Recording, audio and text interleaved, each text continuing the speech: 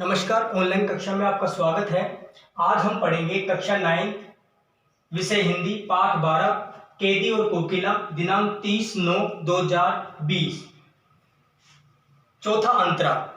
3 अंतरे हमने पढ़ लिए थे।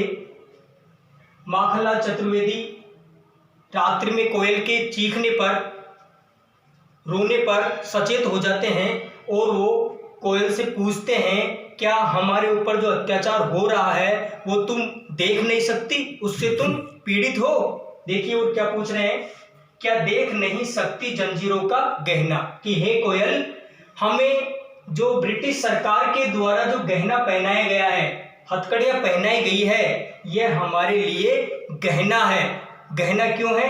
क्योंकि हथकड़ियां तो चोरों को, लुटेरों को, डाकुओं को जो गलत कार्य करते हैं उनको सजा स्वरूप पहनाई जाती है, जबकि हमने तो देश को आजाद करवाने के लिए देश हित में कार्य कर रहे हैं। इसलिए हमें हथकड़ियां जो पहनाई गई है ये ब्रिटिश राज का गहना है, अर्थात ब्रिटिश सरकार के द्वारा दिया गया कोई पुरस्कार है। इसमें कवि ब्रिटिश शासन पर व्यंग करते हुए कह रहे हैं कि हथकड़ियां चोरों को पहनाई जाती है, गलत कार्य करने वालों को पहनाई जाती है, देशभक्तों को नहीं।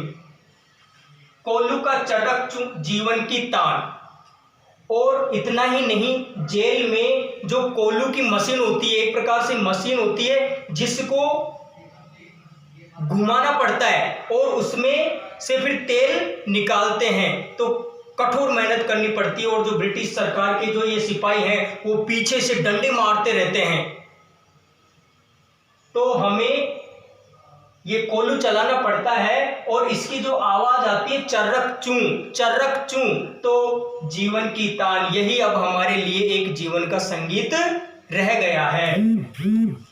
गिट्टी पर अंगुलियों ने लिखे गान। और उसको कोल्लू को चलाने के लिए जब हम कार्य करते हैं, उसको पकड़ करके घुमाते हैं, तो हमारे हाथों में, हमारी अंगुलियों में छाले पड़ गए हैं। अब यही हमारे लिए एक प्रकार का गान है, गाना है। हूं मोट खींचता लगा पेट पर जुआ।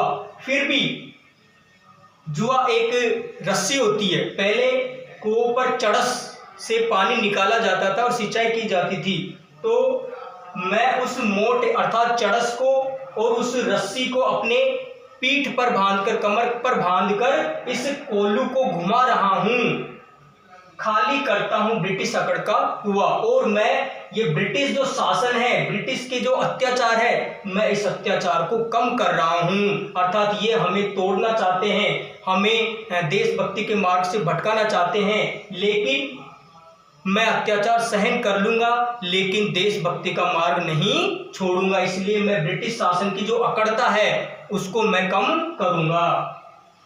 दिन में करुणा क्यों जगे रुलाने वाली, कि आप तो कोयल के लिए कह रहे हैं कि तुम्हारी आवाज तो मधुर होती है, लोगों को प्रसन्न करने वाली होती है, करुणामय होती है, और तू रात्रि में जाग करके रो रही क्यों हो?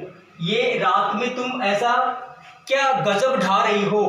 अर्थात किसके लिए तुम प्रेरित कर रही हो? इस शांत समय में अंधकार को भेद रो रही क्यों हो? रात्रि का समय बिल्कुल शांत होता है, चारों तरफ अंधकार, अंधेरा छाया हुआ रहता है, तो उसमें यदि कोई भी बोलता है तो उसकी आवाज स्पष्ट सुनाई देती है। तो कोयल बोल रही है तो ऐसा लग रहा है जैसे उस अंधकार को चीरती हुई उसकी आवाज सुनाई दे रही हो। तो तुम रात्रि में क्यों बोल रही हो? कोकिल बोलो तो, इसलिए कोयल बोलो, कुछ जवाब दो। चुपचाप मधुर विद्रोह बीज इस भांति बो रही क्यों हो? क्या तुम चुपचाप शांत रह करके अंधेरे में विद्रोह का बीज बो रही हो, क्रांति का बीज बो रही हो, अर्थात हमें क्रांति के लिए प्रेरित कर रही हो कि हम एकजुट होकर के देश के लिए क्रांति करें और इन अंग्रेजों को देश से बाहर भगाएं। इसलिए तुम क्या हमें प्रेरित कर रही हो? कोकिल बोलो तो, कोयल बोलो तो, ये इसका अर्थ है। भावार्थ देखिए, बोर्ड पे लिख दिया मैंने। हे कोयल, क्या तुम अर्धरात्रि के समय इसलिए रो रही हो कि हमारे शरीर पर ये बेड़ियां अर्थात जंजीरों के गहने तुम देख नहीं सकती? ये हमारे लिए ब्रिटिश राज द्वारा दिए गए गहने हैं। हमें कोल्हू खींचना पड़ता है, उसकी चर्रक चूं की आवाज को हम जीवन का संगीत मानते हैं। हमारी अंगुलियों पर निशान पड़ गए हैं, पेट पर जुआ बांधकर चरस को खींचना पड़ता है और ब्रिटिश अकड़ का कुआं खाली कर रहा हूं। तुम करुणा की मूरत हो, रात में क्यों रो रही हो? क्या तुम चुपचाप विद्रोह का बीज बो रही हो, अर्थात क्रांति की प्रेरणा दे रही हो? हे कोयल तुम बोलो। अर्थात इस कविता में माखनलाल चतुर्वेदी लोगों को प्रेरित कर रहे हैं कि वो स्वतंत्र रहें, देश हित के लिए कार्य करें और इन ब्रिटिशों को भारत से भगाए। जब भारत गुलाम था उस समय ये कविता लिखी गई थी।